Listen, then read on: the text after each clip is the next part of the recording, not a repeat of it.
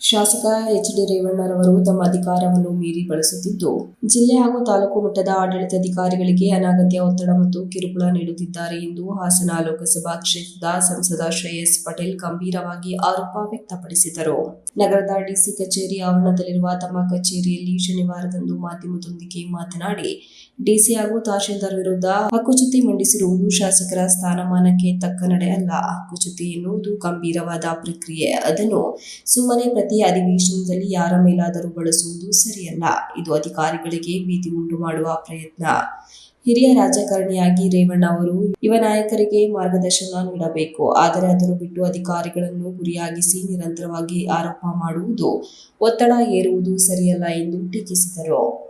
ಅವರು ಅನುಭವ ಹೊಂದಿದವರು. ಆ ಅನುಭವವನ್ನು ಅಭಿವೃದ್ಧಿಗೆ ಬಳಸಬೇಕಾದರೆ ಅಧಿಕಾರ ದುರುಪಯೋಗದಿಂದ ಆಡಳಿತ ವ್ಯವಸ್ಥೆಯನ್ನು ದುರ್ಬಲಗೊಳಿಸುತ್ತಿದ್ದಾರೆ ಎಂದು ದೂರಿದರು.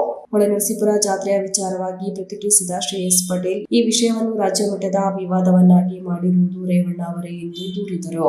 ಜಾತ್ರೆಗೆ ಸಂಬಂಧಿಸಿದಂತೆ ನಡೆದ ಮೊದಲ ಸಭೆಯಲ್ಲಿ ತೆರಿಗೆ ಹೊಸ ಬಟ್ಟೆ ಹಾಕುವ ತೀರ್ಮಾನ ಕೈಗೊಂಡಿದ್ದರೂ ನಂತರ ಮತ್ತೆ ಸಭೆ ನಡೆಸಿ ಅದನ್ನು ಬದಲಾಯಿಸುವುದು ಏಕಪಕ್ಷೀಯ ನಿರ್ಧಾರ ಎಂದು ಹೇಳಿದರು. ನಾನು ನನ್ನ ಗೌರವಧನದಿಂದ 2 ಲಕ್ಷ ರೂಪಾಯಿ ನೀಡಿದ ನಂತರ 2ನೇ ಸಭೆ ಕರೆದು ನಿರ್ಧಾರ ಬದಲಾಯಿಸುವುದು ಸರಿಯಲ್ಲ. ಸಾರ್ವಜನಿಕರ ವಿಚಾರಗಳಲ್ಲಿ ಎಲ್ಲರ ಅಭಿಪ್ರಾಯಕ್ಕೂ ಮಹತ್ವ ನೀಡಬೇಕೆಂದು ಹೇಳಿದರು. ಜಿಲ್ಲಾಧಿಕಾರಿ ಮಹಿಳೆಯಾಗಿದ್ದರೂ ಅತ್ಯಂತ ಪ್ರಾಮಾಣಿಕವಾಗಿ ಕೆಲಸ ನಿರ್ವಹಿಸುತ್ತಿದ್ದಾರೆ. ಅವರ ವಿರುದ್ಧ ಹಕ್ಕುಚ್ಯುತಿ ಮಂಡಿಸಿರುವುದು ಖಂಡನೀಯ. ಒಬ್ಬ ಪ್ರಾಮಾಣಿಕ ಅಧಿಕಾರಿಯ ಮೇಲೆ ಈ ರೀತಿಯ ಆರೋಪ ಮಾಡುವುದು ಅವರ ಮನೋಬಲ ಕುಗ್ಗಿಸುವ ಪ್ರಯತ್ನ. ಇದು ಸರಿಯಲ್ಲ ಎಂದು ಹೇಳಿದರು. ಪೆನ್ಡ್ರೈವ್ ಹಂಚಿಕೆ ಪ್ರಕರಣದ ಕುರಿತು ಮಾತನಾಡಿದ ಅವರು, ವಿಶೇಷ ತನಿಖಾ ತಂಡ ಎಸ್ಐಟಿ ಸಂಪೂರ್ಣ ಸ್ವತಂತ್ರವಾಗಿ ಕಾರ್ಯನಿರ್ವಹಿಸುತ್ತಿದ್ದು, ಯಾರೂ ಅದರ ಮೇಲೆ ಪ್ರಭಾವ ಬೀರುವ ಸಾಧ್ಯತೆ ಇಲ್ಲ ಎಂದು ಹೇಳಿದರು. ಯಾರಿಗಾದರೂ ತನಿಖೆ ಕುರಿತು ಅನುಮಾನ ಇದ್ದರೆ ನ್ಯಾಯಾಲಯದ ಮೊರೆ ಹೋಗಬಹುದು. ನಾವು ಎಸ್ಐಟಿ ಕೆಲಸದಲ್ಲಿ ಹಸ್ತಕ್ಷೇಪ ಮಾಡುವ ಅಗತ್ಯವಿಲ್ಲ ಎಂದು ಹೇಳಿದರು. ಜೆಡಿಎಸ್ ಪಕ್ಷದಿಂದ ಪ್ರಭಾವಿ ವ್ಯಕ್ತಿಗಳ ಬೆಂಬಲಿಗರನ್ನು ಬಿಟ್ಟಿದ್ದಾರೆ ಎಂಬ ಆರೋಪಕ್ಕೂ ಅವರು ತಿರುಗೇಟು ನೀಡಿದರು. ಗಾಂಜಾ ಸರಬರಾಜು ಜಿಲ್ಲೆಯಲ್ಲಿ ಹೆಚ್ಚು ನಡೆಯುತ್ತಿರುವ ಬಗ್ಗೆ ಮಾಧ್ಯಮದವರ ಪ್ರಶ್ನೆಯೊಂದಕ್ಕೆ ಉತ್ತರಿಸಿದ ಸಂಸದರು, ಈ ಬಗ್ಗೆ ಗಂಭೀರವಾಗಿ ಪರಿಗಣಿಸಿ ಮುಂದಿನ ಕ್ರಮ ಕೈಗೊಳ್ಳಲು ಸೂಚನೆ ಕೊಡುವುದಾಗಿ ಭರವಸೆ ನೀಡಿದರು. ಜಿಲ್ಲೆಯ ಗ್ಯಾಸ್ ಸರಬರಾಜು ಕುರಿತು ಮಾಹಿತಿ ನೀಡಿದ ಅವರು, ಸುಮಾರು 3,200 ಕಮರ್ಷಿಯಲ್ ಗ್ಯಾಸ್ ಸಿಲಿಂಡರ್ಗಳ ಕೊರತೆ ಇದ್ದರೂ 7,731 ಗೃಹ ಬಳಕೆ ಸಿಲಿಂಡರ್ಗಳು ಲಭ್ಯವಿರುವುದರಿಂದ ಸಾರ್ವಜನಿಕರು ಆತಂಕ ಪಡುವ ಅಗತ್ಯ ಇಲ್ಲ ಎಂದು ಭರವಸೆ ನೀಡಿದರು. ಸರಬರಾಜು ವ್ಯವಸ್ಥೆ ಸರಾಗವಾಗಿದ್ದು, ಮುನ್ನೆಚ್ಚರಿಕೆ ಕ್ರಮಗಳನ್ನು ಅನುಸರಿಸಿದರೆ ಯಾವುದೇ ಸಮಸ್ಯೆ ಎದುರಾಗುವುದಿಲ್ಲ ಎಂದು ಹೇಳಿದರು.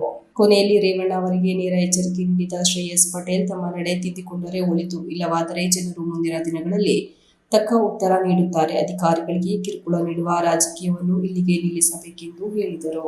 ಮನೆಯವರು, ಮಾಜಿ ಮುಖ್ಯಮಂತ್ರಿಗಳ ಮನೆಯವರು, ಇವರು 2-3 ಬಾರಿ ಮಂತ್ರಿಗಳಾದವರು, ಸಚಿವರು, ಶಾಸಕರಾದವರು, ಕುಟುಂಬದ ಸುಮಾರು ಅಧಿಕಾರಗಳನ್ನ ಅನುಭವಿಸಿರೋರು, ಇವರು ದೊಡ್ಡ ಮನಸ್ಸು ಮಾಡಿ ವಿಶಾಲ ಹೃದಯ ಇದ್ದಿದ್ರೆ ಅವತ್ತು ಅಲ್ಲಿಗೆ ಬಿಟ್ಬಿಟ್ಟು ಮುಂದಕ್ಕೆಲ್ಲ ಒಟ್ಟಿಗೆ ಹೋಗೋಣ ಅನ್ನೋ ಒಂದು ಮನಸ್ಥಿತಿ ಬರಬೇಕಿತ್ತು ಇವ್ರಿಗೆ. ಅವತ್ತು ಅಷ್ಟಾದ್ರೂ ಇಲ್ಲ, ಹಠ ಸಾಧಿಸಿ ನಾನು ತೊಂದರೆ ಕೊಡಬೇಕು ಅಧಿಕಾರಿಗಳಿಗೆ, ಅವ್ರಿಗೆ ನೆಮ್ಮದಿ ಇಲ್ದಂಗೆ ಮಾಡಬೇಕು, ಅವ್ರ ಜೀವನ ಹಾಳು ಮಾಡಬೇಕು ಅನ್ನೋದೇ ಇವ್ರ ತಲೆ ಒಳಗಿರೋದು. ಅಂದರೆ ಅದು ಇರೋದಕ್ಕೆ ಇನ್ನೂ ಮುಂದುವರೆದ 2ನೇ ಭಾಗ ಇದು.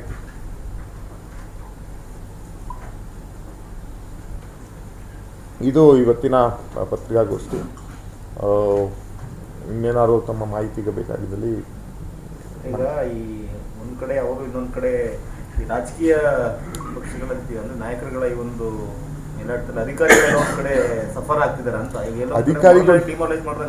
ಅಧಿಕಾರಿಗಳು ಸಫರ್ ಆಗ್ತಾ ಇರೋದು ಖಂಡಿತ ಒಪ್ಕೊಂತೀನಿ ನಾನು. ಅದು ನಾನು ಇಲ್ಲ ಅಂತ ಹೇಳಿದ್ರೆ ನಾನು ಯಾವತ್ತೂ ಸುಮ್ಮನೆ ಏನೇನೋ ತಪ್ಪು ಮಾಹಿತಿ ಕೊಡಲ್ಲ. ಖಂಡಿತವಾಗ್ಲೂ ಕಾನೂನು ಬಿಟ್ಬಿಟ್ಟು ಕೆಲಸ ಮಾಡಿ ಅಂದಾಗ ಅಧಿಕಾರಿಗಳಿಗೆ they will be under frustration. ನಾನು ಕಾನೂನು ಬಿಟ್ಬಿಟ್ಟು ಕೆಲಸ ಮಾಡಿ ಅಂದಾಗ ಯಾವ ಅಧಿಕಾರಿಗಳು ಮಾಡೋಕ್ಕೆ ಸರಿ ಇಲ್ಲ. ಇವ್ರದ್ದೊಂದು ಕಾಲ ಇತ್ತು 15-20 ವರ್ಷದ ಮುಂಚೆ ಹೇಳ್ದಂಗೆಲ್ಲ ಮಾಡೋದು. ಈಗ ಕಾಲ ಮುಂದುವರೆದಿದೆ, ಜನ ತುಂಬ ಬುದ್ಧಿವಂತರಾಗಿದ್ದಾರೆ, ಮಾಧ್ಯಮ ತುಂಬ ಮುಂದುವರೆದಿದೆ, ಸಾಮಾಜಿಕ ಜಾಲತಾಣ ತುಂಬ ಮುಂದುವರೆದಿದೆ. ಕೆಲಸ ಕಾನೂನು ಬಿಟ್ಬಿಟ್ಟು ಯಾರು ಯಾವ ಚೌಕಟ್ಟಿನಲ್ಲಿ ಮಾಡೋಕ್ಕಾಗಲ್ಲ. ನಿಮಗೆ ಗೊತ್ತು, ಒಂದು ಸಣ್ಣ ಕೆಲಸ, ಒಂದು ಸಣ್ಣದನ್ನೇ ದೊಡ್ಡದಾಗಿ ಬಿಂಬಿಸ್ತಾರೆ. ಅಂಥದ್ರಲ್ಲಿ ತಪ್ಪಾಗಿರೋದನ್ನ ಸರಿ ಇರೋದನ್ನ ತಪ್ಪು ಮಾಡು ಅಂತ ಹೇಳಿದ್ರೆ ಯಾವ ಅಧಿಕಾರಿಗಳು ಆದಾಗ, ಆವಾಗ ಸರಿ ಇದನ್ನು ತಪ್ಪು ಮಾಡು ಅಂದಾಗ ಅದ್ರ ಅಪೋಸಿಟ್ ವ್ಯಕ್ತಿ ಬರ್ತಾನೆ, ನಮ್ಮ ಹತ್ರ ಬರ್ತಾನೆ ನ್ಯಾಯ ಕೇಳ್ಕೊಂಡು. ಅವ್ನ ಪರ ನ್ಯಾಯ ಇರುತ್ತೆ. ನಾನಾಗಿ ಕಾರ್ಯ ಮಾಡಿ ಇವನ ಪರ ನ್ಯಾಯ ಇದೆಯಲ್ಲ, ಯಾಕೆ ನ್ಯಾಯ ಮನೆಗೆ ಕೊಡ್ತಾ ಇಲ್ಲ, ನ್ಯಾಯ ಏನಾಗಿದೆ ನಿಮಗೆ ಅಂತ ನಾನು ಅಧಿಕಾರಿಗಳು ಪ್ರಶ್ನೆ ಮಾಡ್ತೀನಿ. ಆಗ ಅಧಿಕಾರಿಗಳು ಸಂದಿಗ್ಧ ಪರಿಸ್ಥಿತಿಗೆ ಸೇರ್ತಾರೆ. ಒಬ್ರು ನ್ಯಾಯದ ಪರ ಕೇಳ್ತಾರೆ, ಒಬ್ರು ಅನ್ಯಾಯದ ಪರ ಹೇಳ್ತಿದ್ದಾರೆ ಅನ್ನೋದು. ಆವಾಗ ಸಂದಿಗ್ಧ ಪರಿಸ್ಥಿತಿ ಬರ್ತದೆ. ಆವಾಗ ಅಧಿಕಾರಿಗಳು ಸಮಸ್ಯೆ ಆಗ್ತಿರೋದು ಒಪ್ಕೊಂತೀನಿ. ಸಮಸ್ಯೆ ಆಗ್ತಿರೋದು ಯಾರಿಂದ ಅನ್ನೋದನ್ನ ಜನಕ್ಕೆ ನೀವು ಕೇಳಿ. ಅಧಿಕಾರಿಗಳನ್ನ ನೀವು ಮೌಖಿಕವಾಗಿ ಗೌಪ್ಯವಾಗಿ ಕೇಳಿ. Srinivas, TV 46 news Kannada, Hassan. You are watching TV 46 News Kannada.